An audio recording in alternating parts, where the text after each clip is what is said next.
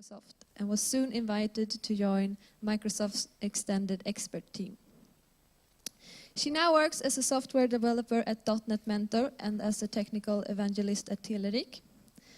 Today she's here to answer the question as how come there are so few women in computer science? Are we really so few?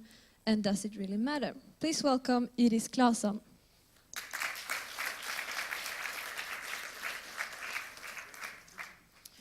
Thank you. So is the microphone on? Yeah. So you might want to watch the volume because I can get really loud. Nice to see you all here. I love doing that. Whenever I talk somewhere in Sweden, I'll ask them to present me in English. And we know Swedes are sometimes uncomfortable doing that. I'm going to be talking in English. I've been traveling a lot. I've been living in different countries. And although I'm not fluent in English, and I do have a bit of an accent, it's still the language I'm most comfortable speaking in. So we'll all have to suffer through my Swedish, English, Norwegian mix of everything. Right, I had prepared some beautiful slides, but I won't be showing them. Basically, I was sitting on the train on my way here, and I suddenly realized my slides are just a bunch of drawings, really.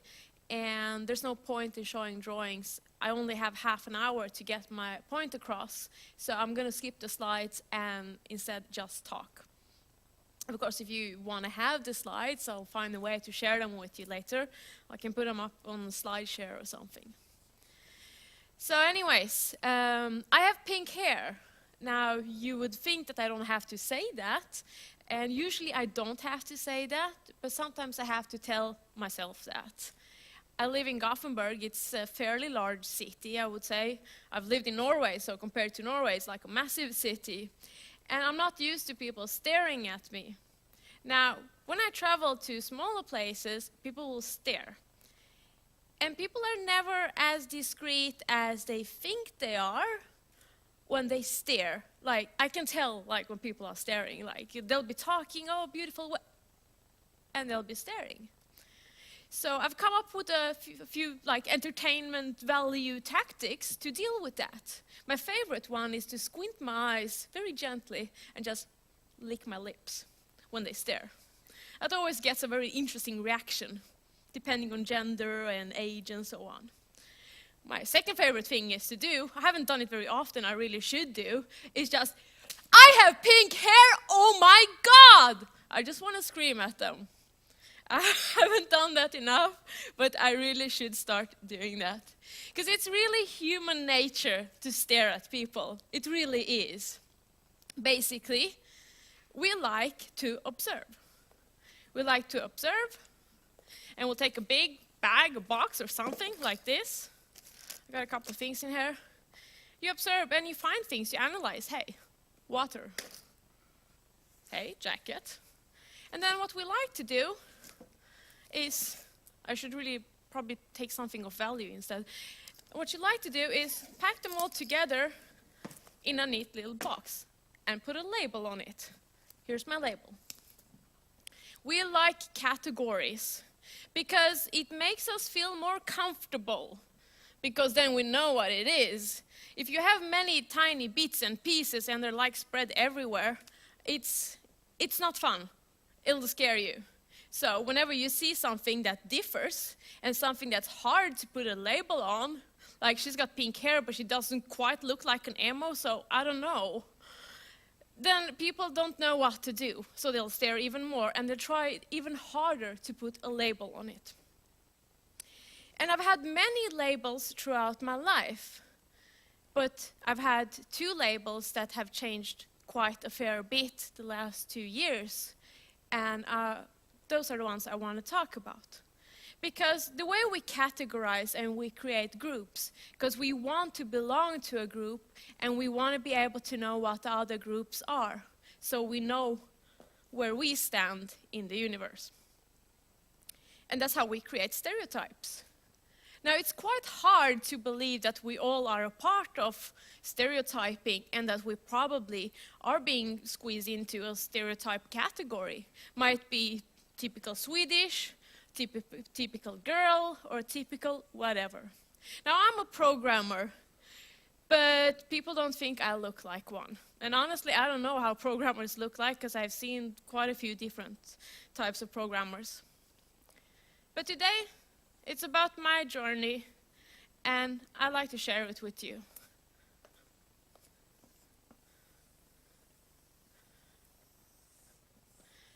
Here we are today. Today, it's 2013, and it'll be really wonderful watching this like a couple of years from now. 2013, something really cool happened on 1st of April. I didn't know how cool it was until 2nd of April came, and I was sure it wasn't April's Fool. I was awarded Microsoft MVP in the category C#. I reckon I'm probably the one that has gotten that title earliest in their career.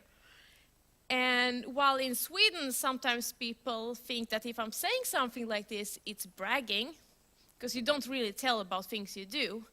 For me, it just marks the start of a very interesting journey and the end of a very interesting journey that I've done so far. Because it's been one hell of a ride. So let's go back in time.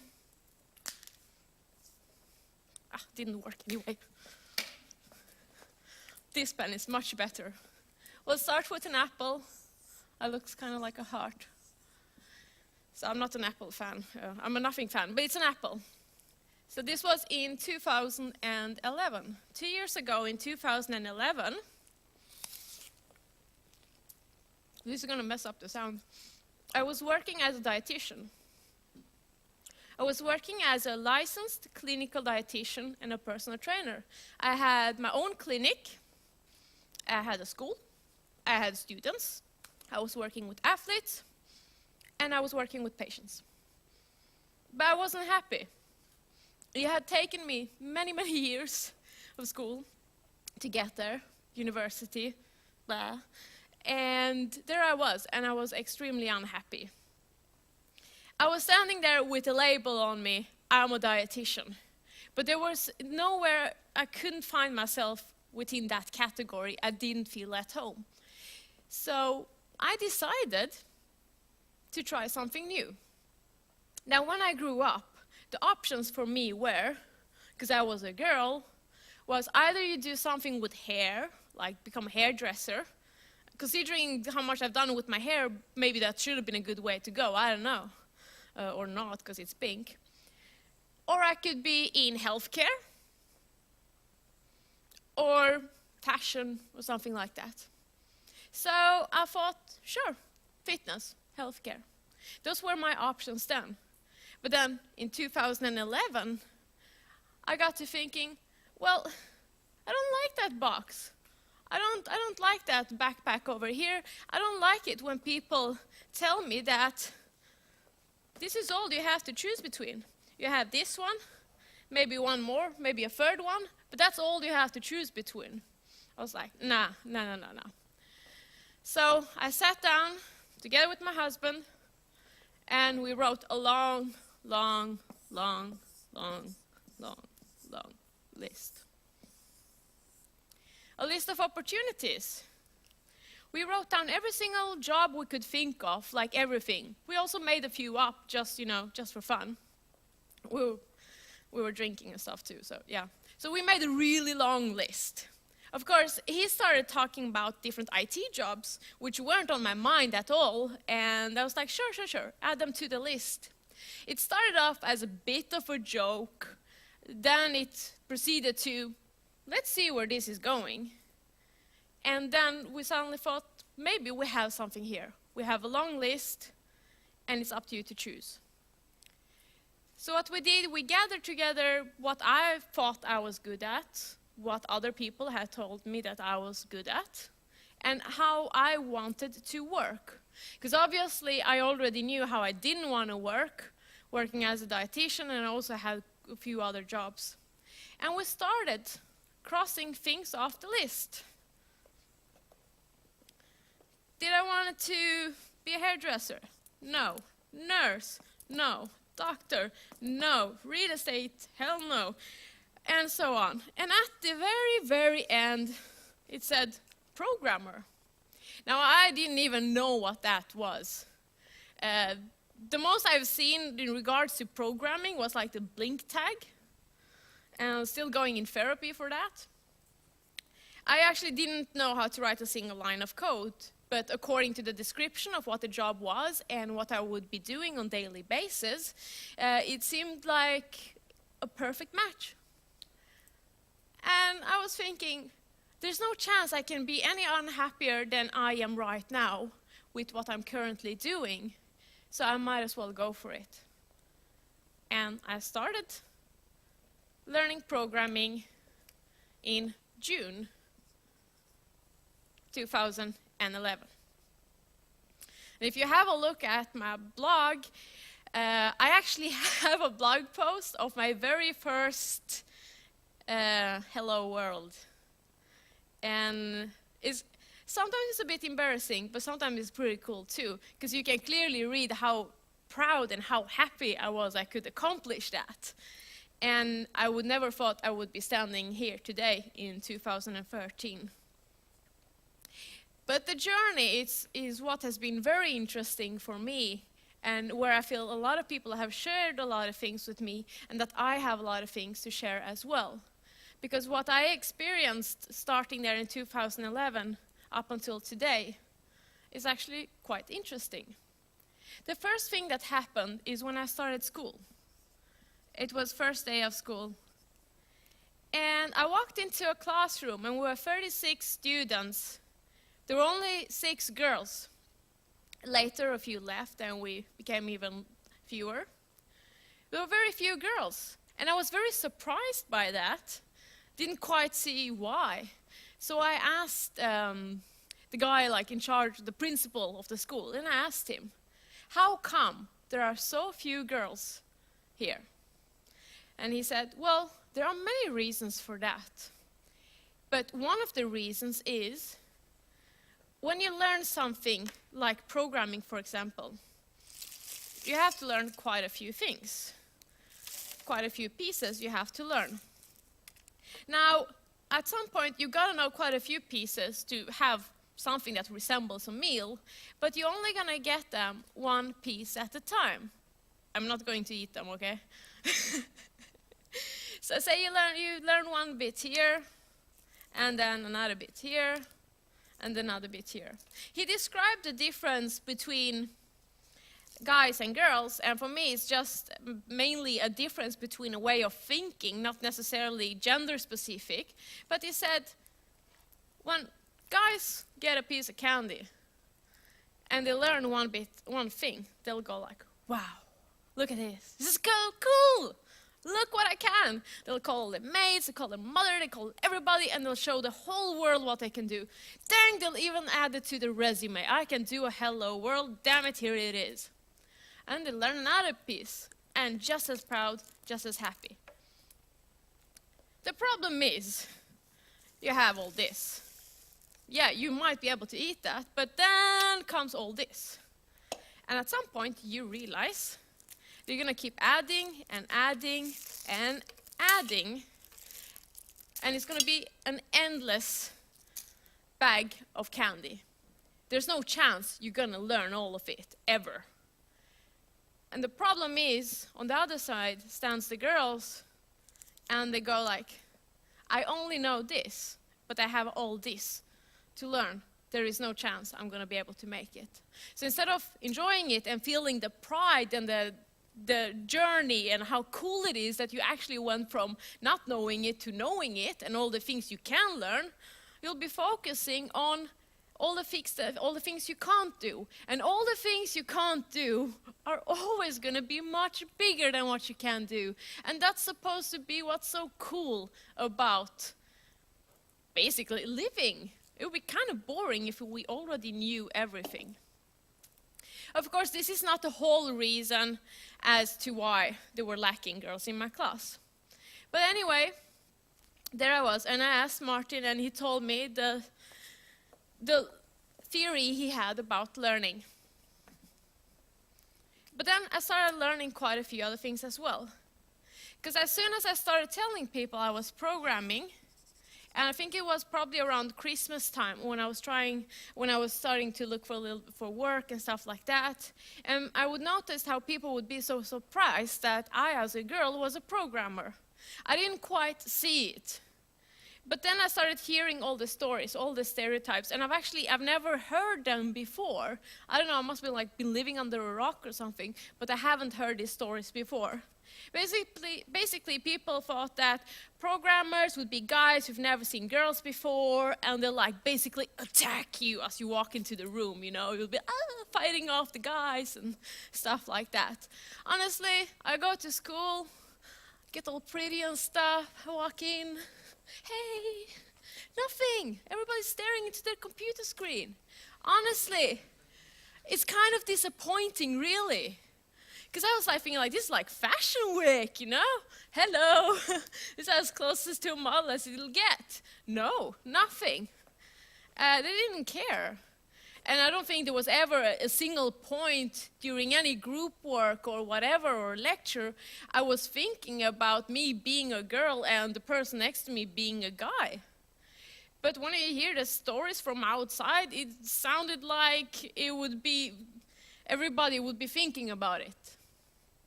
But it's actually the world creating that picture, that stereotype of how it is. And what's really, really sad about stereotypes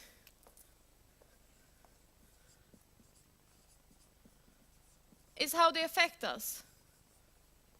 Now, for this session, I'm going to talk about women, but stereotypes, there are many of them, so this is not necessarily only limited to women.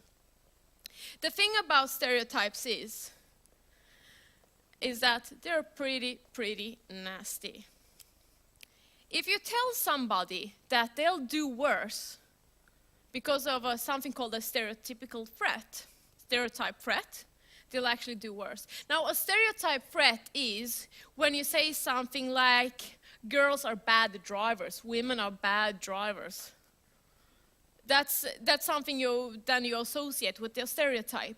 And actually, they've done quite a few studies with that, and they did a test. So they had men and women, and the girls were told that they were expected to kind of not do so well on this test, because it's math and stuff, and girls aren't good at it. And then they did a test. Turns out the girls did much, much worse than the guys when they were told that they were expected to do worse. Well, the guys weren't really affected if they were told that, because it's not something you really hear all often. I've never heard a person say, oh God, guys are so bad at math. So that's very, very interesting how we are so easily affected by a stereotypical threat. And the thing is, if you look back in history, in computer science, in 1980s in the US, 50% of programmers were female, like me. Today, we're barely 16%. Now, of course, it varies from country to country and so on, but what's really sad is it's actually declining. We're not getting more and more women. It's actually declining in most countries, not all, of course. But at one point, we were 50%. But what happened? What happened? What happened? Media happened. Basically, you started seeing in media, the typical programmer was portrayed as often a young male and portrayed as very nerdy. And pretty much that stuck around in our head. If you look around, people are very, very different. We don't all look the same. But still, that image is kind of burnt into our head, and it's there, and that's how we portray it. And as I told you, if women expect to do worse, they will actually do worse. And what's even also quite scary is, if you have a room like this, yeah? You have a room, and you have a window, and here's a table, and there's going to be an interview, a job interview, for example. And what you do then is you decorate the room with Star Wars posters and things that looks kind of like typical guy nerdy, what people think it is anyway. the woman is actually less likely to want to work there and will actually also perform worse if she chooses to work there, by 70%. And that's actually quite scary. Now, if you were to decorate this in a gender-neutral way, so I'm not saying like feminine, I'm not saying like flowers and tampons and, you know, girl things. I'm sorry, I'm not gonna crack that joke. The guys won't be affected by it. So the difference is, unfortunately, that women are more affected by stereotypes than guys. So it was around Christmas time when I was getting more aware of this stereotype thing I haven't heard about before. And then what happened was later on, I think it was, when was it? It was summer, approximately summer here. Let's say summer. There we go. I did a podcast interview with Scott Hanselman. Well, he interviewed me and we had a long chat. And we ended up into a discussion about whether or not I should have pictures on my blog. Because there have been quite a few comments about that, whether or not we should have a face. And I said, I want to have a face because who I am, it consists of everything I've done up until this point and all the possibilities that exist within me. And my personality, it's a big part of that. I'm not just code, I am more than that, and I wanted to have a face. And that's when I started realizing here that even within the community, quite a few people are getting very uncomfortable whenever we try to tear down the stereotypes we have. Because the thing is, people get uncomfortable when they can't label things and put them into categories. But once you do, there are quite a few things, quite a few possibilities for you there. But summer came and went, and when school started again, we were even fewer girls. And I was really surprised. I was like, what's happening here? Why are we even fewer girls? And then I actually started thinking about something, because somebody told me, well, does it really matter? It doesn't matter, does it? Does it matter if we have less women in this industry? So I decided to find out. And turns out there's been quite a few research papers done on this, and it does matter for several reasons. And these are the reasons why it matters. First of all, reason of insight. Because we grow up differently. We are treated differently, so we have different insight to come with. And half of our consumers are going to be female, the software we produce as programmers, so it makes no sense to exclude that bit from programming. So you have reasons of insight, which is very important. Then you have another one. You have the social reasons. There are so many studies done showing that, that's a dress or something, long hair. See, that's a stereotype. Of course she's wearing a dress and has long hair because she's a girl. God, I'm even falling for it myself. But for social reasons, quite a few studies done on that, how important it is to have a balance in a workplace. And I've worked as a dietitian, and we had one guy and we were 40 girls. We weren't treating that one guy very nicely. So it actually, even in industries where the majority are going to be women, they probably need a couple of guys there. You have the economic reasons as well, because you'll get more people to choose between and so on. And then you also have scientific reasons. And then the most important one is, I don't know how to draw this, because we weigh things digitally now, so I'm not sure if that even makes sense. But it's because we should all have the same rights. A lot of the jobs you'll find, for example, in computer science, are very beneficial such as you can work from home, you can pretty much choose your own work hours, and the pay is really good and stuff like that. I was working in Thailand. I mean, I only need my computer and I have my workplace with me. So that's something we should be able to offer to everybody and not just half the population. So those are 4 very important reasons as to why we want and we need to get more women in computer science and all the other groups that are being excluded. So we are approaching today. So I learned those things and I decided, I had tried very hard to go into this role as being a programmer, you know, and I just very quickly realized that I just wanted to chuck those things away that didn't seem like me. So what I did is I took the bag somebody else had packed for me, opened it up,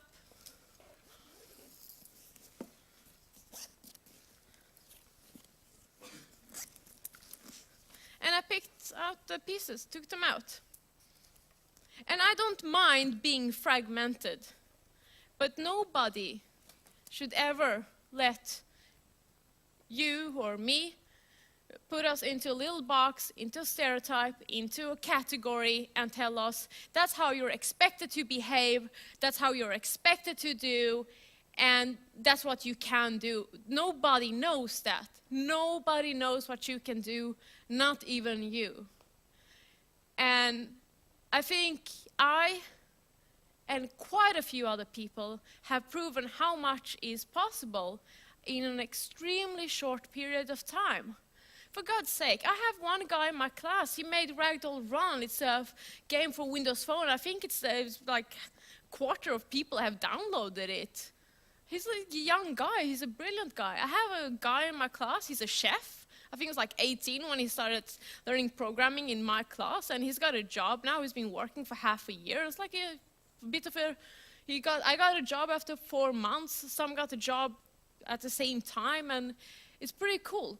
Many of people who started programming from zero, and they weren't the stereotypes, but they did really well. And it goes to prove that we can try to label as much as we want, but at some point we all want to pretty much find our own pieces and decide what's going to be in there.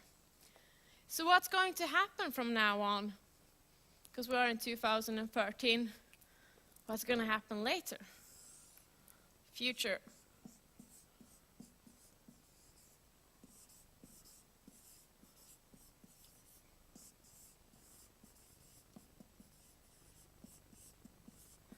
Well, of course, it's going to be world domination. No, I'm just kidding. It's not going to be world domination. I basically just want to code. That's what I want to do. I don't know what the future holds, but what's pretty cool is I get to decide and nobody else. And I'm really excited about that. And that's all I had to say.